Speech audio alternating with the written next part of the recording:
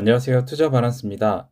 지난 영상에서 어떤 시청자분께서 FDVV랑 반반 섞어서 투자를 하면 어떤지 질문을 주셨습니다. 그래서 그에 대한 답변을 하기 위해서 이번 영상을 찍었고요. 일단 저도 이 FDVV라는 ETF가 어떤 건지를 잘 몰라서 공부를 좀 하고 이렇게 자료를 정리한 다음에 이번 영상을 촬영하게 되었습니다.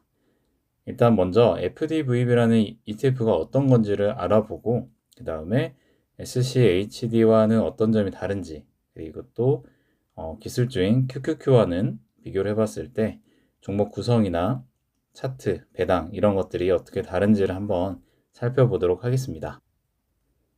이 FDVB는 피델리티라는 운용사에서 만든 상품이고요. 피델리티 하이 디비던드 인덱스라는 풀명 이름을 가지고 있습니다. 배당 수익률이 높은 업종에 비중 확대를 적용하고 긍정적인 배당 특성을 보이는 대형 및 중형주에 투자를 하는 그런 ETF입니다. 미국 시가총액 기준으로 상위 1000개 기업에서 선정을 하고요. 미국 이외의 다른 국제 주식을 최대 10%까지 담고 그 다음에 개별 섹터는 35%라는 제한을 두고 이렇게 운영을 하는 ETF입니다. 2016년 9월 12일에 발행이 되었고요. 매년 9월에 리밸런싱을 진행을 하고 그리고 재조정 시에는 고수익 섹터에 40%를 재할당하는 식으로 운영을 하는 ETF입니다. 그리고 배당은 분기 배당으로 3월, 6월, 9월, 그리고 12월에 분기마다 배당이 지급되고요. 지금 현재 기준으로 시가 배당률은 3.15%를 보이고 있습니다. FDVB의 그 주가 변동을 살펴보고 총 수익률을 살펴보면요. 일단 배당을 지급한 배당금까지 모두 재투자를 한다라는 기준으로 토탈 리턴을 살펴봤을 때 2016년 9월부터 2025년 10월까지 대략 만 9년이라는 기간 동안 이 FDVB는 201%라는 높은 수익을 보여주었습니다. 다만 2019년 코로나가 나왔을 때 처음 시작했던 ETF 가격보다 더 낮은 마이너스로 가는 모습을 보여준 적이 있고요. 그리고 최근에도 최근 4월달 때 이 주가 하락이 크게 나왔지만 결국에는 원금을 회복하고 현재 더 높은 수익을 보여주는 모습을 볼 수가 있습니다. FDVB의 배당을 살펴보면 최근 5년치를 먼저 보도록 하겠습니다. 2020년도에 한 주당 1.02달러를 주던 이 ETF가 2023년까지 지속해서 이 배당금이 늘어난 모습을 보여주고 있고요. 하지만 23년부터 24년 그리고 올해까지는 다시 배당이 줄어든 모습을 보이고 있습니다. 배당 성장률을 수치로 보면은 2020년도에는 19년 대비해서 마이너스 19.67%로 오히려 배당이 성장하지 못하고 떨어진 모습을 보였지만 그 이후의 3개년 동안은 6%, 17.9%, 24.08%로 높은 배당 성장을 보여주었고 그 이후에 24년도에는 마이너스 7.6% 그리고 지금도 마이너스 15.4% 정도로 해서 이 배당 성장이 계속 들쑥날쑥하는 모습을 보이고 있습니다. 주가는 어떻게 보면 안정적으로 오르는 모습을 보여주고 있지만 배당은 들쑥날쑥한 모습을 볼 수가 있고요. 이런 FDVB가 제가 주력으로 투자하는 SCHD와 그리고 기술주 중심의 QQQ와는 어떤 차이점이 있는지를 한번 간단히 살펴보겠습니다.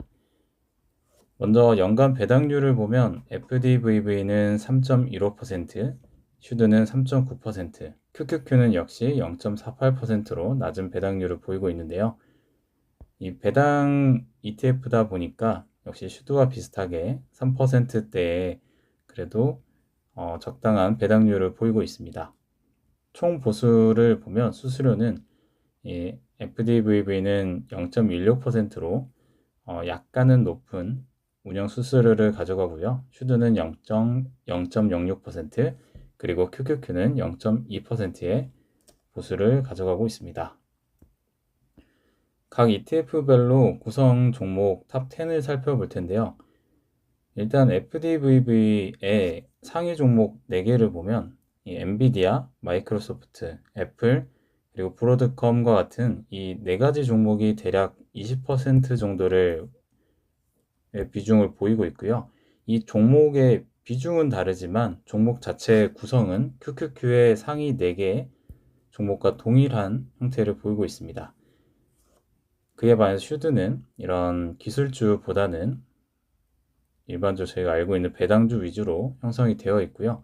이 FDVV의 이 5번째부터 10번째까지 종목을 보면 JP모건과 같은 은행주, 그리고 비자, 카드, 그리고 엑슨모빌, 필립모리스, 알티리아 그룹과 같이 또 배당주도 상당히 들어가 있는 모습을 볼 수가 있습니다. 어떻게 보면 FDVV는 이 QQQ와 비슷한 기술주도 담고 있고, 그리고 또 배당도 지급을 하는 이런 배당 종목까지 섞여 있는 모습을 보이고 있는데요. 이렇게 구성 종목 중에 기술주도 포함이 되어 있다 보니까 최근 기술주 위주의 장이 펼쳐지면서 슈드는 계속해서 횡보하는 모습을 보이지만 FDVV는 지난 4월에 하락했던 이런 주가를 회복하고 올라가는 모습을 보이고 있지 않나라고 생각이 듭니다. 그리고 각 ETF별로 이 규모 비중을 살펴볼 텐데요. 이 QQQ는 이 대형주가 89%가 있고 중형주가 10.7%가 있습니다. 사실 대형주 위주의 ETF라고 보시면 되고요. 슈드는 대형주가 56%, 중형주가 35%, 소형주가 8% 정도 비중을 차지하고 있습니다. 그에 비해 이제 FDVV는 대형주가 70% 정도, 그리고 중형주가 20.8, 소형주가 8.6으로 어떻게 보면은 딱 QQQ와 슈드의 중간 정도 되는 이 규모 비중을 보이고 있지 않나라는 생각이 듭니다. 대형주도 상당 부분 70%를 보유하고, 그리고 중소형주를 30%를 담는 모습을 볼 수가 있습니다. 그리고 각 섹터 비중을 보면은 이 QQQ는 IT가 55%가 있는데 이 슈드는 10% 정도가 있고요. 그에 비해 FDVV는 26.99%를 보이고 있습니다.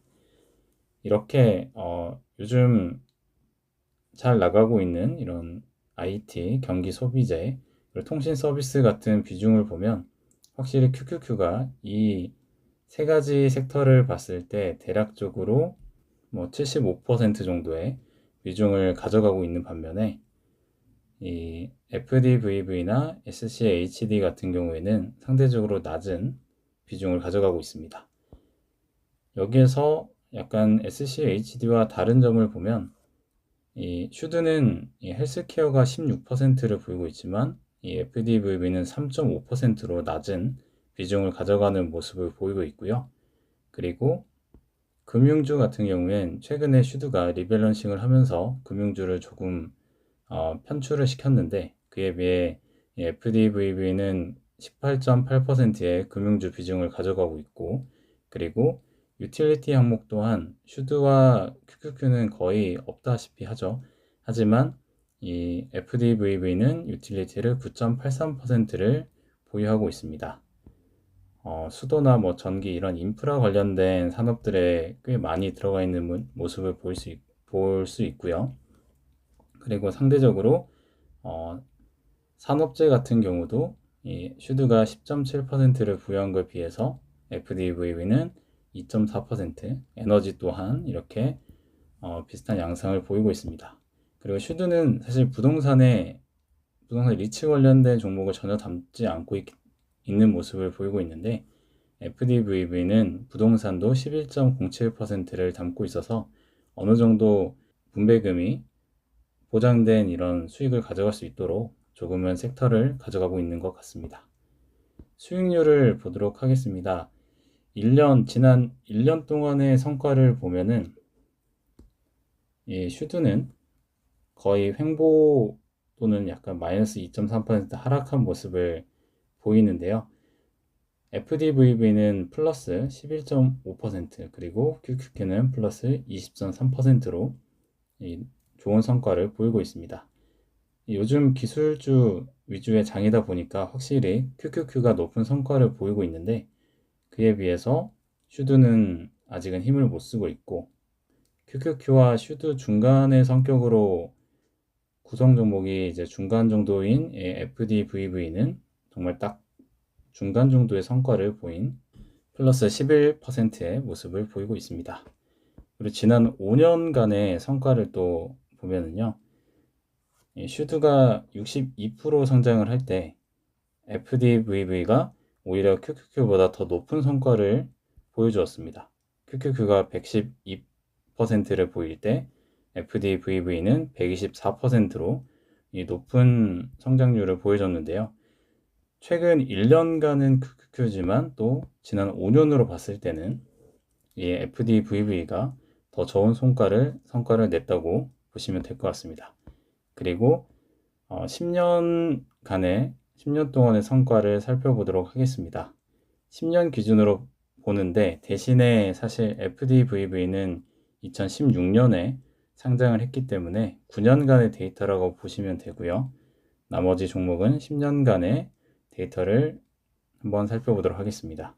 슈드가 191% 상승을 했고 FDVV는 201%를 상승했습니다.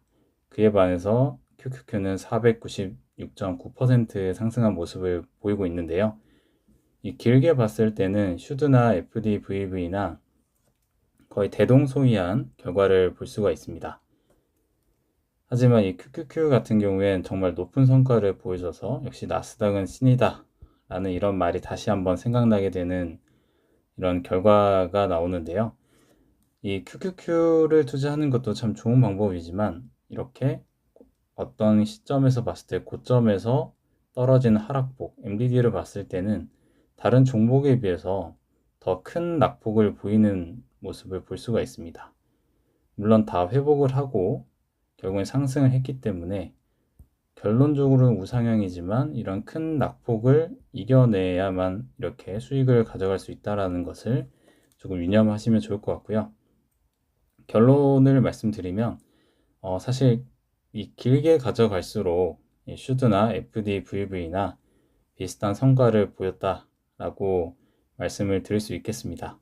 하지만 단기적으로 봤을 때는 확실히 그 장의 어떤 이 미국장의 상황에 따라서 때로는 이렇게 장기간을 보면 슈드와 비슷한 성과를 내고 그리고 좀 중단기인 5년간의 성과를 보면 오히려 QQQ를 앞선 모습을 보이고 또 1년 단위로 보면 이 기술주가 포함되어 있기 때문에 이 장의 흐름을 잘 따라가서 슈드가 아직 회복을 못하고 있는 와중에도 이 FDVV는 상승한 모습을 보이고 있는데요.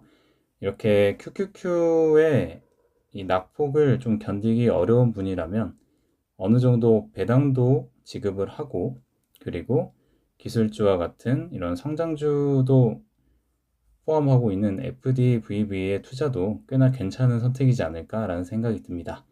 물론 저는 이 SCHD와 그리고 S&P 500을 이렇게 섞어서 투자를 하고 있는데요. 저에게 질문을 주신 시청자분께서 이 슈드와 FDVV를 반반 섞어서 하는 투자에 대해서 문의를 주셨는데 결론은 반반 섞으셔도 꽤 좋은 성과를 볼 수 있지 않을까라는 생각을 하고 있습니다. 이런 QQQ와 같은 큰 낙폭이 어려우시다면 온전히 슈드나 FDVB를 투자하시는 것보다 어느 정도 비중을 기술주나 이런 IT나 다른 요즘에 좋은 장을 보이는 종목들이 들어간 섹터가 포함되어 있는 ETF를 고르시는 게 더 좋을 것 같습니다. 이상 투자 바란스였습니다. 감사합니다.